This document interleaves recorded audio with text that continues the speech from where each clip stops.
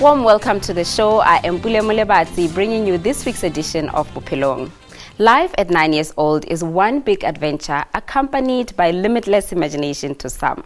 But for Bophelong Musia, the joy of life comes from giving. He is a cancer survivor who has overcome it all by focusing on the well-being of other children.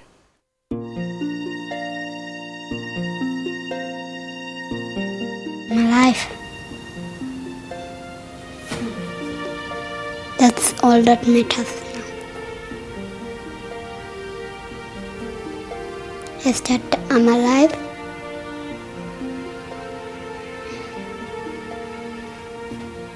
And the brain tumor is gone. All the world is full of suffering, but it is also full of overcoming. I just remember that I used to see children lying on the streets of plastic bags and cardboard boxes. Morning. Boys, come, wake up. Here's a young little man who has gone through his own fair share of pain, but at only 9 years old, he has proven that courage is not the absence of fear, it's overcoming it. Now, please. Bophelong is me. I am 9 years old. My surname is Musia. I live in Mondio. And I birthday on the 22nd of September. I wake up, I brush my teeth, go to school. We play some games, and I go lunchtime, and after lunchtime I go. Bophelong Musia was diagnosed with a malignant brain tumor in 2013. The year after, he suffered the trauma of brain cancer and remained on medication even though the doctors had given him the all clear. I had 27 stitches from the hospital, from ICU. I don't know. I just don't know, but I know that it was something called by brain tumor. I'm alive. That's all that matters now. Bophelong was born a healthy and happy child, but he endured more than most kids his age. And amongst his peers, he's known for always saying, only the champions will survive what he went through. I had a lot of seizures, and as the seizures, my left arm got affected with the seizures, and my right arm never. So that's why it's stronger than my left. With the positive mind that he has told himself that his arms are the same. My arms are the same, and I tell myself that, cool. If I show you something now, you will see the difference. Listen to that and listen to that. So we get the difference, right? His parents tell us more about him. Boki was a wonderful child, or he still is. He was full of life, very energetic, always playing, always playful, and loves playing, loves people, very interactive. They remember the day they suspected something could be wrong with their child. He was playing sport at school. So one day he came back from sports, we were watching him taking an evening bath. We recognized something different in his head, on the right-hand side of his head. And it was funny because it looks like his ears swollen, but it was very soft and it just popped up that day, So then we took him to several doctors, they did x-rays and they said it's nothing major, we shouldn't worry. But we kept on worrying then until one day, I think it was on the 2nd of October, we took him to Joburg and they did a MRI scan and it revealed that he's got a aggressive brain tumor. Then from there, that's where we learned about it. Then he was admitted for about 3 weeks, then he did an operation. Okay. And from then on, their lives took a drastic turn and a whole lot had to be adjusted. The section he was in at that time, before he was diagnosed, we had to leave him there because there were no facilities for parents. It was very, very traumatic, leaving him there. And eventually he somehow got used to it. I think God gave him peace, and he would look forward to seeing us the next day. But we would not sleep, we'd sleep because, sleep is sleep. But first thing in the morning, we would be the first people in the hospital and the last people to leave. And after the diagnosis, and we thought, there was a time when I thought, okay, all that was supposed to happen with this was the tumor removed, nothing. And that's just the beginning, and they did tests and they found that the tumor was malignant. And that took a turn in our lives, because that meant he needed to do radiation, chemotherapy. It changed our lives. I remember we traveled every day for 6 weeks to go do radiation. After school, we'd be going there for 6 weeks. It was a very strenuous period. But in all of that, happy as always. And we were told chemo will get him sick, but it did not get him sick. He went through all of that. And this is where we are now. He's cancer free. I used to take a pill that used to make me big and fat.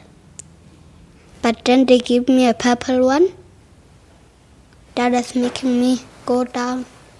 There are steroids, but I can't remember the actual name of that. What it does, the medication, it's to help to suppress the pressure, yes.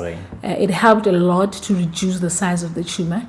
He had a huge appetite. They are bad, They do the job in terms of getting the tumor suppressed, but the appetite so he was huge. They're like antidepressants. So they suppress and they create appetite. So he grew twice the size of what he is. You couldn't recognize him, from that book. It was very small and active. I was very big, he couldn't play, he couldn't run anymore, and it depressed him. It depressed him so much that he hated going to school. And he used to be an A student.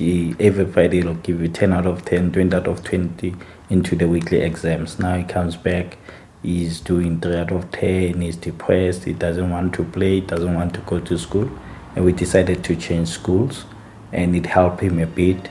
But then they were reducing the medication. Now he's out of that medication. He's quickly going back to his... Decredit, that's what it is. Quickly going back to his normal size.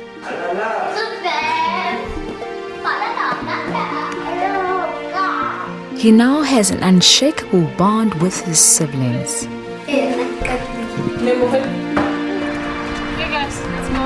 His parents say through all the challenges, they found strength in God, and the entire family coped through the difficult time.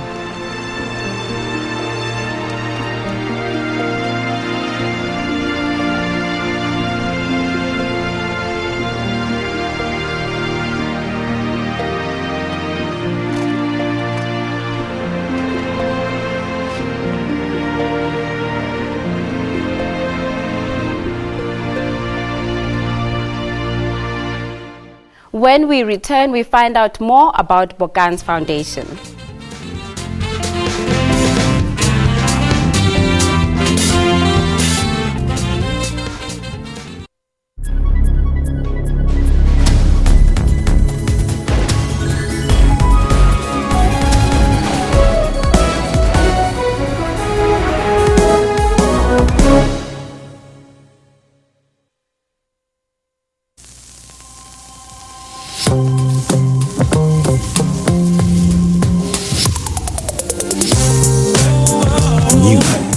Milk stout chocolate infused. Savor the moment. The crafted chocolate stout made to be savored responsibly by people over the age of 18. Mancosa, Southern Africa's leading distance learning institution. Accredited, affordable and accessible management education programs. Higher certificates, diplomas, undergraduate and postgraduate degrees. Register at Mancosa and be part of Southern Africa's leading private business school. Visit our website mancosa.co.za. Mancosa, Management Education Reimagined. And I'm production Chetty Miller, SAB Miller, and Hauser-Busch InBev. It's something that I need to learn to say more often. Will together produce around a third of the world's beer. It is a mouthful. Have you ever considered skin bleaching? Nigeria tops the list of African countries with 77% of its women bleaching their skin. Now I can see that it is not good because it affects my face and some of my body parts. Thousands of Arab Israelis and Palestinians participated in a big rally. Flight MH17 was shot down by a Russian-made missile. How those chips may fall is a prediction best left to the currency of time. That's Primetime News, Africa Journal, and Your World on SABC News.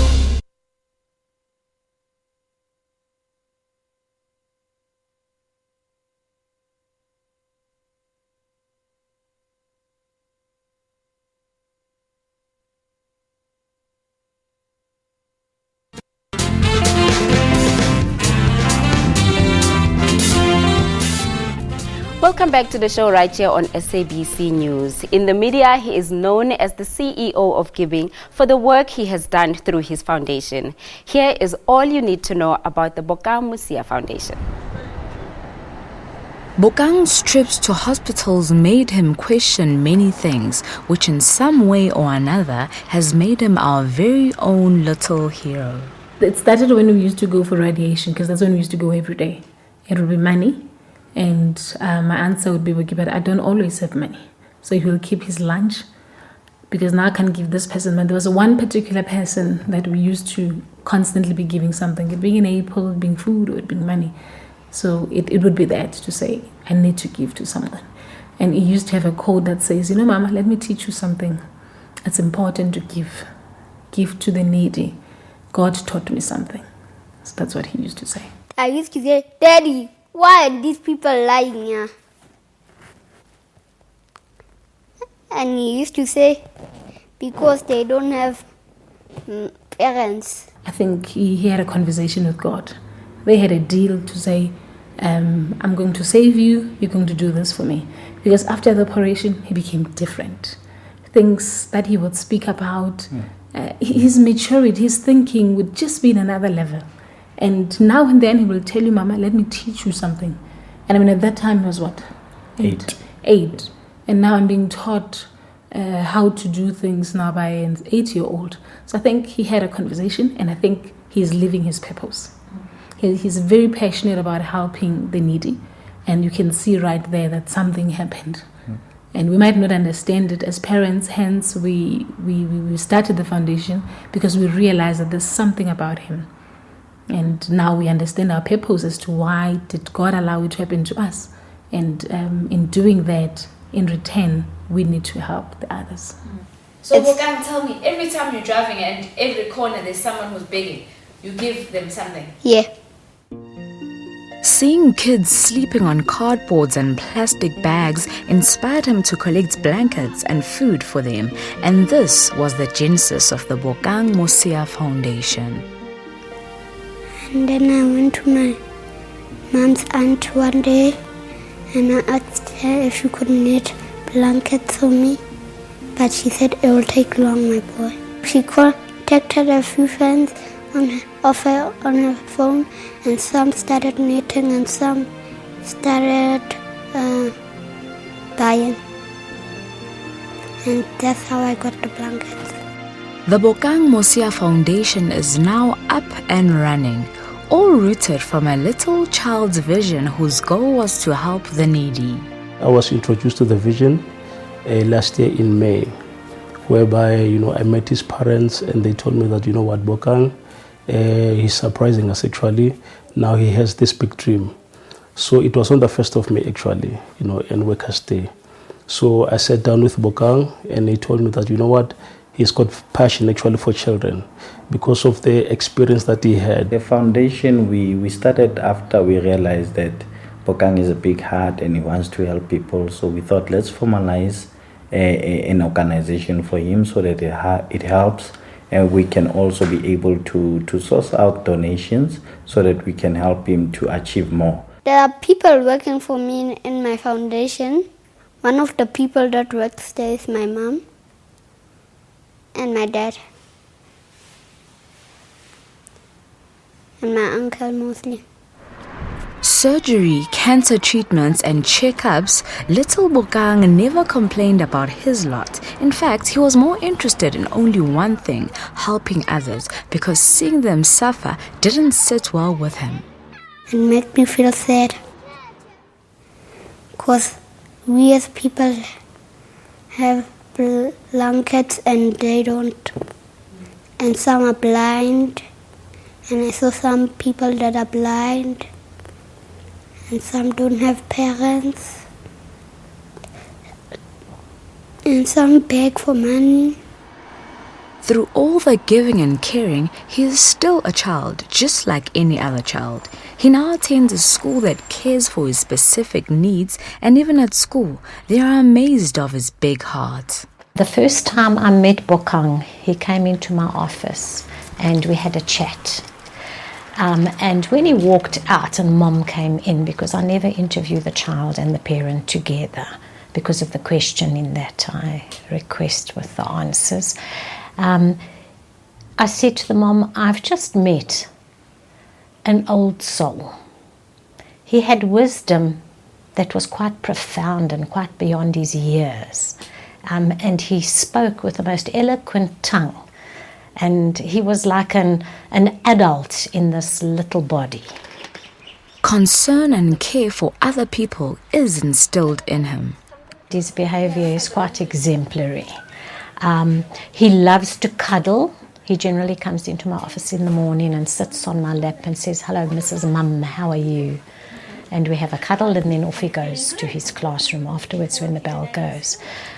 He's a very affable child. He speaks to everybody, laughs with everybody, plays with everybody.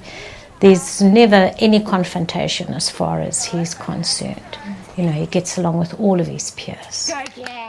Those close to him say his heart has a ripple effect. It has affected so many people around him. We've also had a charity organization where we collect soups and blankets. And perhaps that was also a trigger for Bophelong when he saw those street children to want to do the same for them as we do for our disadvantaged communities in our area.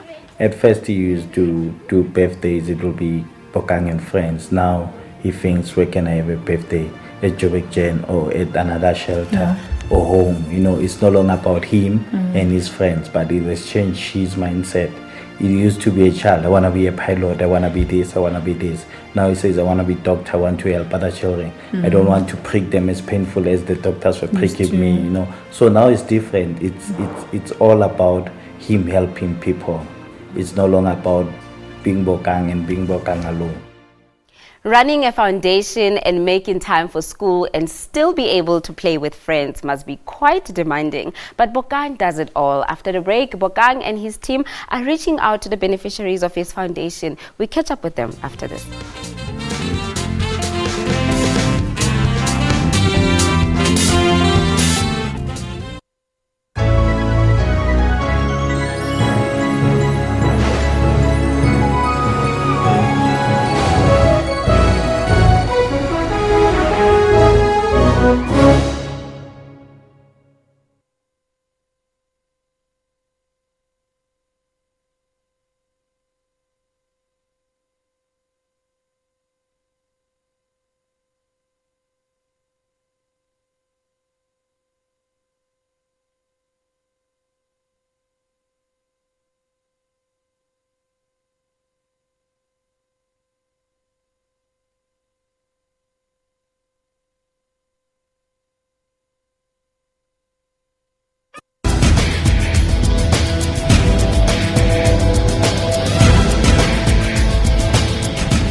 In Africa, mobile devices are tools to make payments, browse the internet, and keep governments in check with social media forums. It's given an average African too much power in their hands. And tech creativity is solving some of the continent's problems. Everything is internet driven. And on Network, we tell you how Africans are using technology and social media in their everyday lives. Join Siphumelele Zondi on Network every Sunday at 19:30 CAT.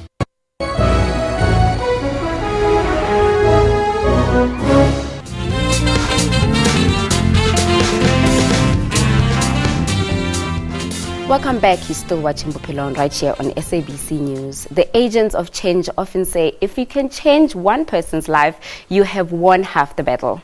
Let's catch up with Bophelong and his team doing just that. Bophelong's soft side definitely stands out. I think that's part of the purpose why he had to go through what he went through, because I think it when you look back, you realize that that changed him as well as a person. It moved him from just being a normal child to be a unique child that can now look at other children's needs. And a number of things still make him upset. Seeing the poor, seeing children who don't have parents, seeing children that beg, and seeing children that don't have money. So all Bophelong wants to do is donate, donate, and donate. He is now known as the CEO of Giving. It makes me feel good and happy, and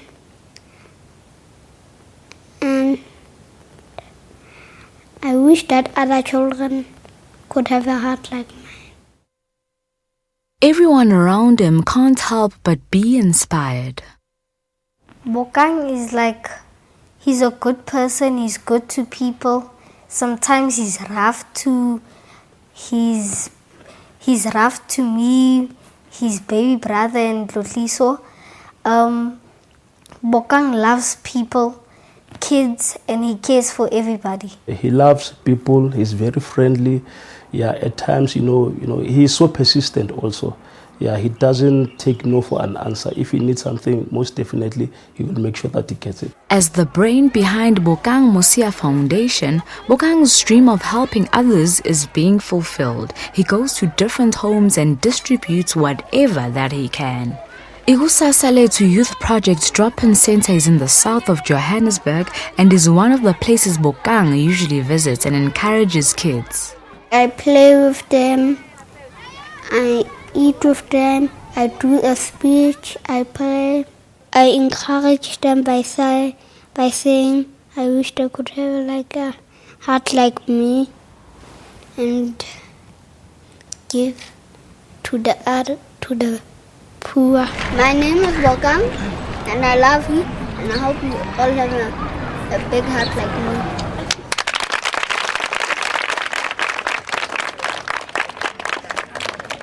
Ikhaya Elihle Children's Home is also one of Bophelong's favorites. There is one person Bophelong praises and is grateful for, his dad, who he believes helped take the tumor away. He prayed and prayed like he would pray from 11 or from 10 until the morning. I tell you, until it went away. That's why I thank him. I think he's the one that was encouraging us throughout this whole process. He'll go to hospital or come back home very depressed. He'll pick up that we're not fine and he'll say, Daddy, don't worry. Everything's gonna be okay. Who's your role model? My dad. Why?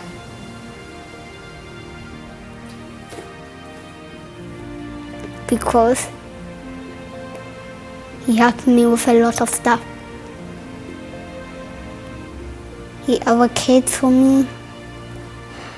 He talks for me when I'm in trouble. Okay. He has dreams outside his foundation. I want to be a pilot and a doctor. Why? Two things. I want to be a doctor because I love children and I want to help them.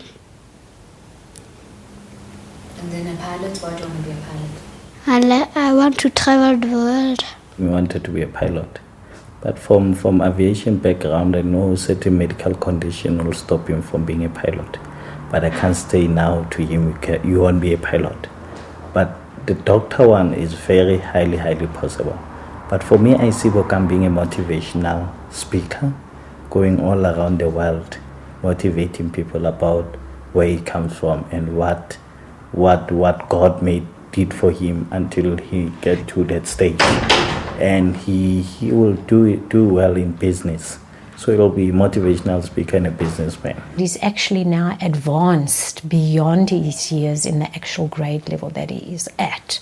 So I don't have a crystal ball, but I think behind that child and behind his inherent motivation, the world is his oyster. I remember my prayer when he went for the operation. They were steady speaking about the condition. I said to God, because the doctor had just told us that there's two things that will happen. He might not come back, or when he comes back, he will be paralyzed. And my prayer to God was that, Lord, bring him alive. Anything else, I will deal with it. What Bokang went through positively made him a better and stronger human being. We became too spiritual, I guess. Now you cannot eat without praying in front of Bokang. You cannot go out, whether to school or wherever, without praying. You cannot even sleep without praying. Whether he's tired or what, he'll remind you, Daddy, we haven't prayed, come pray with me. So he became a very spiritual person after that. So I believe there was an encounter somewhere, you know. Bokang, you're a true example of how sometimes you have to go through things and not around them. Young as you are, you fought a good fight and survived. And not only that, through your surviving, you have touched and helped many others out there. You lived to win. And for that, Bophelong salutes you. You are a hero. That's all we have time for today. Do join us again next week, same time, same place. From us here on the show, it's a goodbye for now.